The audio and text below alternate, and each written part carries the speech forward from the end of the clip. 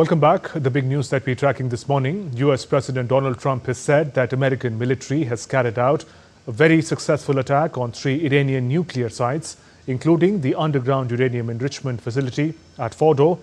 Donald Trump has said in his social media platform, Truth Social, he says, and I quote, "We have completed our very successful attack on the 3 nuclear sites in Iran, including Fordo, Natanz and Esfahan."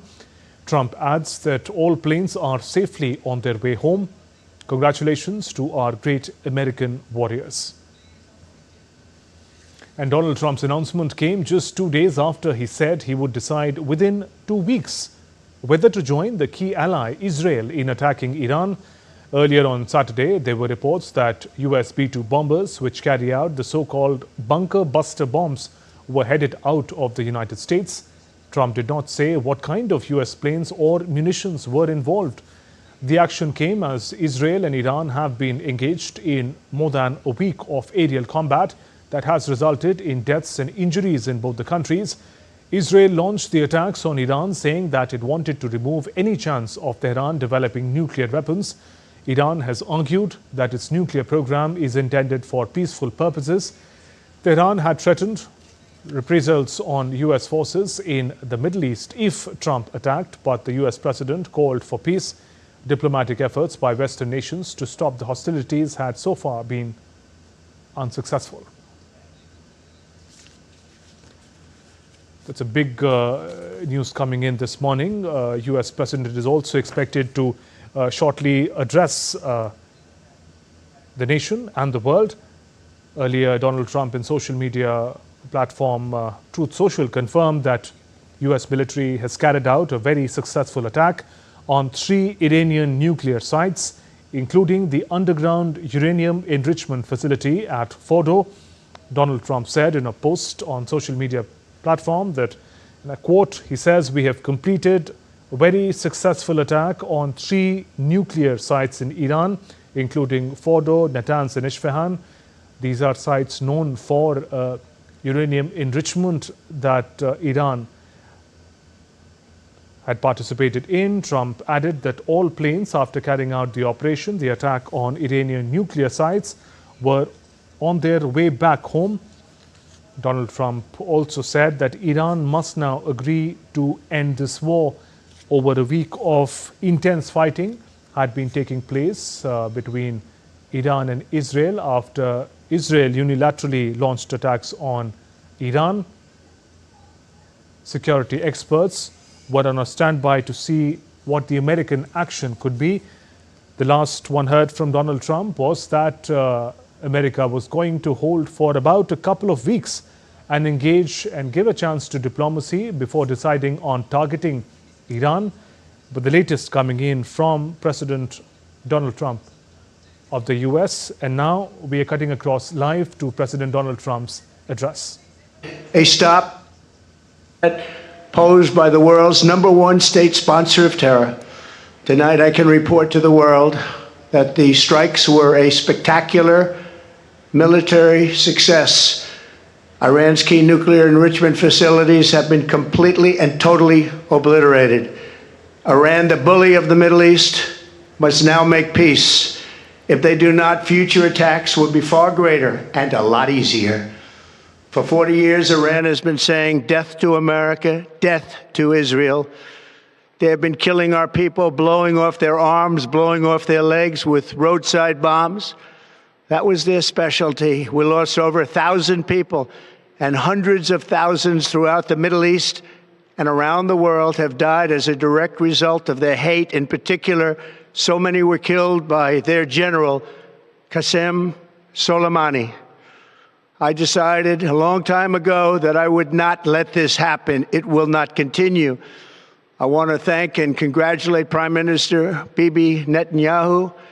We worked as a team like perhaps no team has ever worked before. And we've gone a long way to erasing this horrible threat to Israel. I want to thank the Israeli military for the wonderful job they've done. And most importantly, I want to congratulate the great American patriots who flew those magnificent machines tonight. and all of the United States military on an operation the likes of which the world has not seen in many, many decades. Hopefully, we will no longer need their services in this capacity. I hope that's so. I also want to congratulate the chairman of the Joint Chiefs of Staff, General Dan Raisin Kane, spectacular general, and all of the brilliant military minds involved in this attack. With all of that being said, this cannot continue. There will be either peace or there will be tragedy for Iran far greater than we have witnessed over the last 8 days. Remember, there are many targets left. Tonight's was the most difficult of them all, by far, and perhaps the most lethal. But if peace does not come quickly, we will go after those other targets with precision, speed, and skill. Most of them can be taken out in a matter of minutes. There's no military in the world that could have done what we did tonight, not even close. There has never been a military that could do what took place just a little while ago. Tomorrow, General Kane, Secretary of Defense, Pete Hegseth will have a press conference at 8 a.m. at the Pentagon. And I want to just thank everybody, and in particular, God. I want to just say we love you, God, and we love our great military. Protect them. God bless the Middle East. God bless Israel, and God bless America. Thank you very much. Thank you.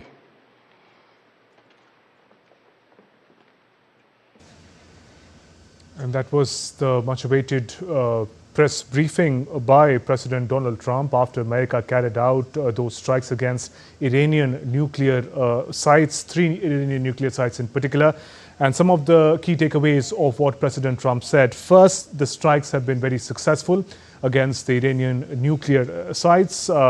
He referred to Iran as the bully of the Middle East, and he says that Iran must now make peace. US President also clarified that the nuclear facility and enrichment facility of Iran have been completely destroyed and obliterated. He also referred to the history of violence by Iranian authorities, soldiers and forces in the past decades in the region and across the world. Deaths to America, deaths to Israel as the chant that was common, he says, by Iran. Also has threatened, has said that the threat to its key ally in the region in West Asia and Middle East, Israel, has been permanently removed with these strikes on the nuclear facilities in Iran. US President further says he congratulated the team, the soldiers, American soldiers who carried out the attack. He once again emphasized on peace. He says that this should now bring the conflict in the region to an end. However, he said that if it does not, further tragedy for Iran could in fact follow. He warned that America could go after other targets in Iran if Iran does not make peace at this point. It's important to note this briefing was coming, the address to the nation was coming after the big development, America targeting 3 key nuclear sites in Iran, which President Donald Trump in the latest briefing has said that the key nuclear sites have been destroyed in the strikes that have happened, and Iran must now make peace. DD India correspondent Amrit Pal Singh is joining us now. Amrit, we just heard American President Donald Trump speaking. In fact, we're now joined by international affairs expert Ambassador Prabhu Dayal. Ambassador Dayal, good morning and welcome. First comments, what do you make of President Trump's address to the nation, what he just said? Good morning. This is a huge development. President Trump says that he had authorized the dropping of bunker-busting bombs on the 3 most important nuclear sites in Iran, Fordo, Natanz, and Isfahan. The US claims that the strikes have been successful and that all its B-2 bombers and escorting fighter jets have safely returned to their bases. Now, you'd recall that President Trump had said that he needed 2 weeks to make up his mind about entering the war, and that he was giving Iran enough time to make a deal. But this was just a ruse to mislead Iran. The US entry into this war between Israel and Iran, with its nuclear dimension, is, as I said, a huge escalation of the conflict. The Iranian Revolutionary Guard Command is unlikely to surrender, and is expected to keep on fighting with the imminent risk of the shipping through the Hormuz Straits being severely affected and perhaps even stopped altogether for a while. Now, this will have a huge impact on global oil supplies. Now, at the same time, Pakistan's timing of nominating President Trump for the Nobel Prize is also significant. For if the war expands, reopening of US air bases in Pakistan next door to us is just a matter of time. So there could be more trouble ahead. The question following the US strikes is how Iran will now react. This is a very important moment for Iran and for the relationship between Iran on one hand and Israel and the United States on the other. So it carries potentially huge implications for the security of the region. There are around 40,000 American troops stationed in this region. They will be on very high alert. Yesterday, the Iran-backed Houthis in Yemen threatened that they would resume their attacks on American ships in the Red Sea if the United States got militarily involved in Iran. So now there would be a fear of retaliation from the Houthis, from Iran directly, and how the American military assets will fare, whether they will be in any danger or whether this danger will be averted.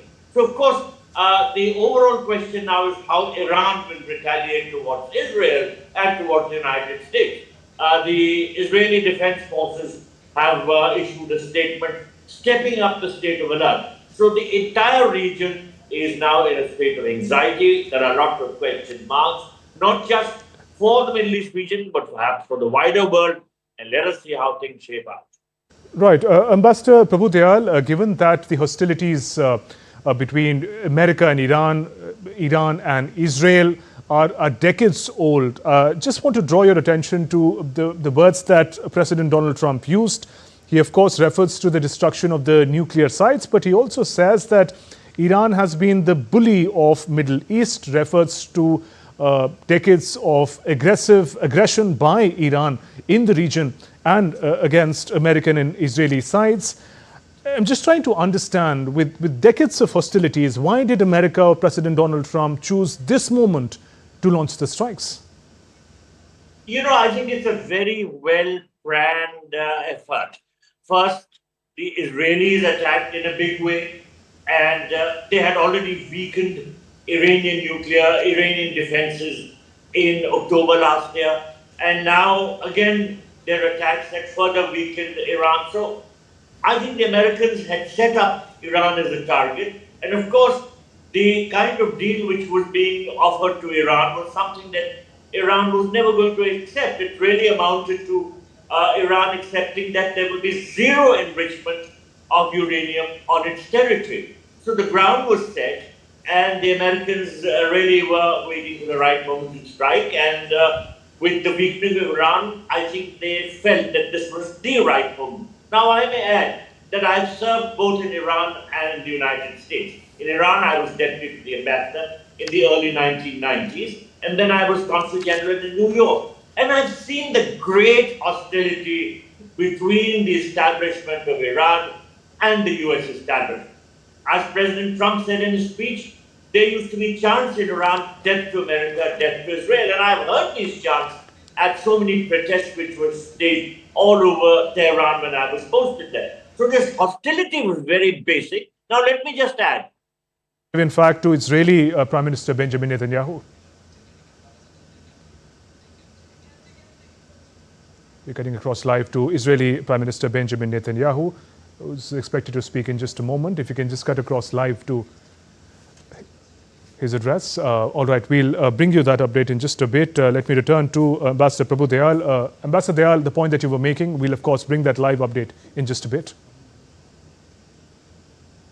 Over to you, sir. The point that you were making, if you could complete that. Well, I was only saying that I was witness to the great hostility between the Iranian establishment on one hand and the US establishment on the other. All right. I think, sir, we have that live input coming in. In Operation Rising Lion, Israel has done truly amazing things. But in tonight's action against Iran's nuclear facilities, America has been truly unsurpassed. It has done what no other country on earth could do. history will record that President Trump acted to deny the world's most dangerous regime the world's most dangerous weapons. His leadership today has created a pivot of history that can help lead the Middle East and beyond to a future of prosperity and peace. President Trump and I often say, peace through strength. First comes strength, then comes peace. And tonight, President Trump and the United States acted with a lot of strength. President Trump, I thank you. The people of Israel thank you. The forces of civilization thank you. God bless America. God bless Israel. And may God bless our unshakable alliance, our unbreakable faith. All right, that was Israeli Prime Minister Benjamin Netanyahu profusely thanking America for its action against Iran. The action being the direct targeting of 3 key nuclear sites with the ammunitions that have not been made clear. Earlier, Donald Trump spoke about how these actions have been successful. The American forces carried out these operations.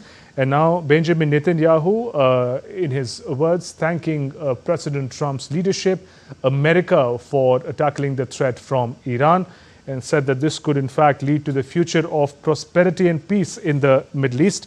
Ambassador Prabhu, apologies for cutting you short earlier, sir. Now we also have learned what Benjamin Netanyahu had to say, thanking its ally, America. Now, one point in particular, Donald Trump talks about peace from here on, and Benjamin Netanyahu speaks of a future of prosperity that now becomes possible in the Middle East.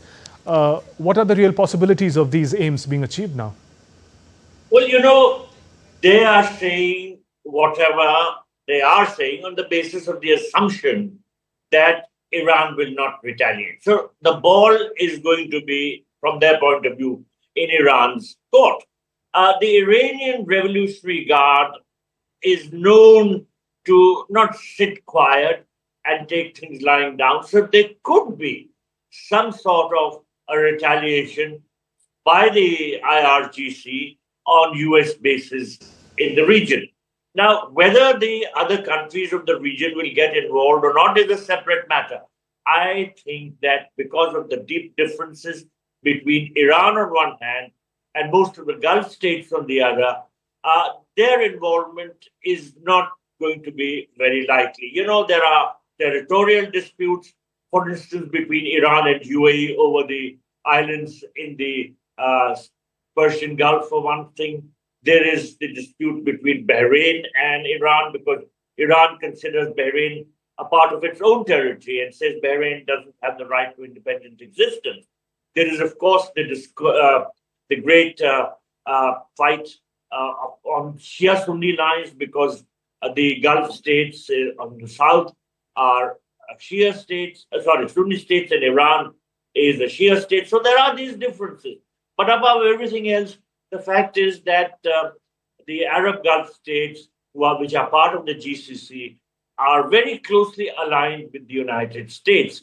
And it is unlikely that they will try to break loose and side alongside Iran and help in the attacks on US bases. So I think Iran is going to have to do it alone if it wants to. The other possibility is that Iran just caves in and there is a regime change, which is what the Americans and the Israelis have been speaking about. There is this possibility always in that as the conflict escalates, the country which is under attack undergoes a regime change. That possibility also can't be ruled out. So everything is up in the air. It remains to be seen how things shape out after this huge American attack on the 3 nuclear sites in Iran. Has happened in the past few hours from the perspective of Iran. What kind of setback is it for the country? Am I audible to you, sir? I hope I could hear you. Okay, is it better now? Am I audible to you, sir? Yeah, better. Yeah, all right. Sir, from the perspective of Iran, what kind of a setback is it if indeed America has successfully completely destroyed its nuclear enrichment facilities and what we've seen in the past few days of conflict with Israel? Where does Iran stand now in its capacity to retaliate or respond?